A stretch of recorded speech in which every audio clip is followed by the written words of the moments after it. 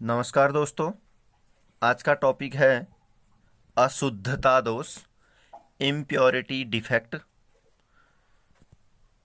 इस प्रकार के दोष में जब जालक स्थल में या अंतराकाशी स्थानों में कोई दूसरा बाह्य परमाणु डालते हैं, यानी कोई दूसरा परमाणु अगर हम डाल देते हैं तो इसमें दोष उत्पन्न हो जाता है। तो इस प्रकार का दोष अशुद्धता दोष कहलाता है, यानी कि दूसरा परमाणु बाह्य परमाणु हम डाल रहे हैं जिस कारण दोष उत्पन्न हो रहा है, और जो अशुद्धि हम डाल रहे हैं उस को हम बोलते हैं डोपेंट, और जिस विधि से बनाया जाता है उसे कहते हैं हम डोपन।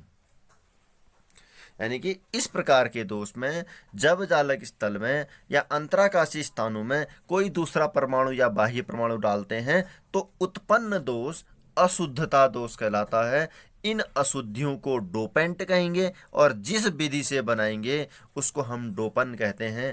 ये सहसंयोजी और आयनिक दोनों प्रकार के होते हैं, और इसमें हमने दो प्रकार के सेमीकंडक्टर पढ़ने हैं, एक एन टाइप सेमीकंडक्टर और एक पी टाइप सेमीकंडक्टर, यानी कि एन प्रकार के अर्धचालक और पी प्रकार के अर्धचालक। तो पहले पढ़ते हैं हम एन प्रकार के अर्धचालक।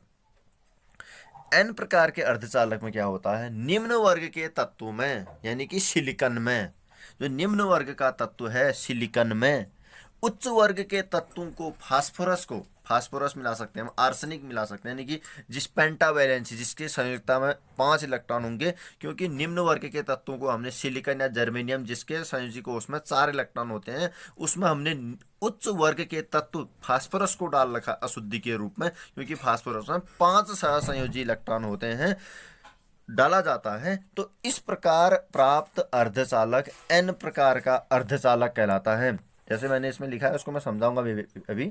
जब 14 वर्ग के तत्व में सिलिकन में 15 वर्ग के तत्व फास्फोरस को मिलाया जाता है, तो मैं आपको इसमें पूरा डिटेल वाइज बता देता हूं। जब इसमें क्या करते हैं हम, निम्न वर्ग के तत्व में जब हम क्या करते हैं, निम्न वर्ग के तत्व में सिलिकन में हमने फास्फोरस को डाल रखा है, निम्न वर्ग के तत्व में हमने फास्फोरस को डाल रखा है उच्च वर्ग के तत्व को, यानी कि फास्फोरस के सहसंयोजी कोष में कितने इलेक्ट्रॉन होते हैं, 5 इलेक्ट्रॉन होते हैं, और 5 इलेक्ट्रॉन तो होते हैं, और लेकिन फास्फोरस 4 इलेक्ट्रॉन, एक इलेक्ट्रॉन यहाँ पर है, एक इलेक्ट्रॉन यहाँ पर है, एक इलेक्ट्रॉन यहाँ पर है, एक इलेक्ट्रॉन यहाँ पर है, ये 4 इलेक्ट्रॉन पड़ोसी सिलिकन से सहसंयोजक बंध बनाते हैं, पड़ोसी सिलिकन से सहसंयोजक बंध बनाते हैं। जबकि जो 5वां इलेक्ट्रॉन है ये मुक्त इलेक्ट्रॉन है, ये किसी से बंध नहीं बना रहा है, यानी कि ये मुक्त इलेक्ट्रॉन है जो कि विद्युत धारा के लिए रिस्पॉन्सिबल होता है। यानी कि जो 5वां इलेक्ट्रॉन है वो विद्युत धारा के लिए क्या है, रिस्पॉन्सिबल है। ये जो 5वां इलेक्ट्रॉन है वो विद्युत धारा के लिए रिस्पॉन्सिबल है। जैसा कि मैं अभी आपको इस तरीके से बताता हूँ, इसमें जो 5वां इलेक्ट्रॉन है वो विद्युत धारा के लिए रिस्पॉन्सिबल है। ये हो गया आपका ये 5वां इलेक्ट्रॉन। कौन सा 5वां इलेक्ट्रॉन है, फास्फोरस का 5वां इलेक्ट्रॉन। ये एक इलेक्ट्रॉन ये है, एक इलेक्ट्रॉन ये 2, एक इलेक्ट्रॉन ये 3, एक इलेक्ट्रॉन ये 4, ये 4 तो सिलिकन से बंध बना रहे हैं, लेकिन जो 5वां इलेक्ट्रॉन है ये जो है आपका मुक्त होने की वजह से विद्युत धारा के लिए रिस्पॉन्सिबल है। तो जब 14 वर्ग के तत्व सिलिकन में 15 वर्ग का तत्व हमने फास्फोरस मिलाया तो सिलिकन के 4 इलेक्ट्रॉन, यानी कि फास्फोरस के 4 इलेक्ट्रॉन तो पड़ोसी सिलिकन के साथ बंध बना रहे हैं, सहसंयोजक बंध बना रहे हैं, लेकिन जो 5वां इलेक्ट्रॉन है वो 5वां इलेक्ट्रॉन विद्युत जो फालतू इलेक्ट्रॉन है ये विद्युत धारा के लिए रिस्पॉन्सिबल होता है, क्योंकि फ्री इलेक्ट्रॉन है। तो यानी कि ये इलेक्ट्रॉन पर नेगेटिव चार्ज होता है, इसलिए जो है एन टाइप का अर्धचालक है, क्योंकि इसके लिए इलेक्ट्रॉन रिस्पॉन्सिबल हो रहा है विद्युत धारा के प्रवाह के लिए। अतः हम इसको क्या कहेंगे, एन प्रकार का अर्धचालक कहते हैं। अब है पी प्रकार का अर्धचालक। जब उच्च वर्ग के तत्वों में निम्न वर्ग के तत्वों को अशुद्धि के रूप में मिलाया जाता है तो इस प्रकार प्राप्त अर्धचालक को पी प्रकार के अर्धचालक कहते हैं। जब 13 वर्ग के तत्व जैसे बोरान को सिलिकन के क्रिस्टल में डालते हैं तो सिलिकन के केवल 3 इलेक्ट्रॉन बोरान के 3 इलेक्ट्रॉन के साथ यानी कि जो सिलिकॉन के 3 इलेक्ट्रॉन हैं, पड़ोसी सिलिकॉन है जो, उसके 3 इलेक्ट्रॉन बोरान के 3 इलेक्ट्रॉन के साथ सहसंयोजी बंध का निर्माण करते हैं, जबकि सिलिकॉन का चौथा इलेक्ट्रॉन बंध के बजाय रिक्तियां या छिद्र बना देता है।